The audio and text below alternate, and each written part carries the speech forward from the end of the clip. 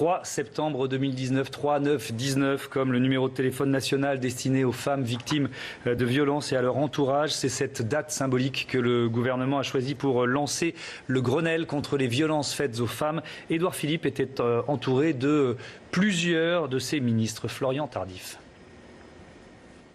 Afin de renforcer la protection des victimes de violences conjugales, Édouard Philippe a identifié 3 urgences. La première, l'hébergement. Car on sait que les femmes qui restent avec un conjoint violent s'y résignent en général, faute de moyens matériels et financiers, pour partir avec leurs enfants. C'est pourquoi le Premier ministre a annoncé la création de 1000 places d'hébergement supplémentaires. Une plateforme de géolocalisation devrait être lancée le 25 novembre prochain afin d'aider les professionnels à identifier efficacement les places d'hébergement disponibles. Deuxième urgence, assurer la protection de ces femmes victimes de violences conjugales. Quand une femme a le courage de porter plainte, l'accueil que lui réserve le commissariat ou la gendarmerie doit être irréprochable. Un audit sera lancé par le ministre de l'Intérieur dans 400 commissariats et gendarmeries afin d'examiner l'accueil des femmes qui souhaitent porter plainte. La possibilité de porter plainte à l'hôpital sera également généralisée à partir du 25 novembre prochain.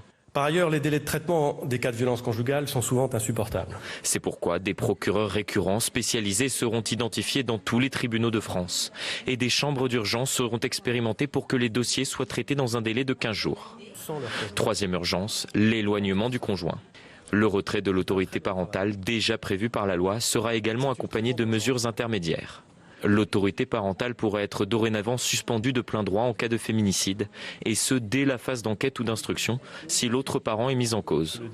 Édouard Philippe a finalement déclaré avoir bon espoir que le bracelet électronique anti-rapprochement soit largement mis en place dès cette année, renvoyant ainsi la balle aux députés, alors qu'un texte prévoyant de généraliser ce dispositif doit être débattu à l'automne.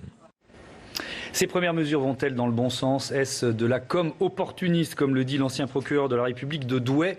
On en débat tout de suite avec nos invités. Marie-Aimée Perron, bonsoir, bienvenue, vous êtes bâtonnier de Paris. Stéphane Troussel, bonsoir et bienvenue, vous êtes président socialiste du département de Seine-Saint-Denis.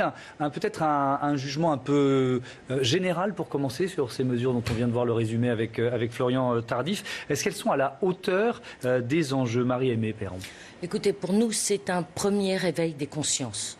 Et la détermination du gouvernement sur ce point est sans faille, au sens où, si les moyens suivent derrière, je parle de moyens humains, de moyens financiers, pour la mise en œuvre déjà de ces premières mesures, et que d'autres mesures, puisque c'est l'ouverture du Grenelle. Il y a 3 mois de débat qui s'ouvrent, pas en un jour. Travail. Et nous entendons bien, nous, avocats, contribuer à formuler des propositions et des propositions concrètes. Quelle proposition? Une proposition, on va en pouvoir en voir d'autres, mais une pour commencer, qui ne sont pas dans les mesures annoncées aujourd'hui. Ce sont des actions véritablement rapides, de prise en charge rapide, de protection des victimes. 101 femmes tuées à ce jour, 180 l'année dernière, 25 000 femmes victimes des coups de son conjoint ou de son ami, ce n'est plus acceptable. Et il est essentiel de mettre en place les plans d'action pour la mise à l'abri effective, c'est-à-dire des places d'hébergement qui soient réservées à ces femmes, parce qu'à partir du moment où elles ont osé pousser la porte d'un commissariat, pousser la porte d'un avocat, il faut absolument que les mesures concrètes suivent derrière. La rapidité des mesures concrètes, Stéphane Troussel.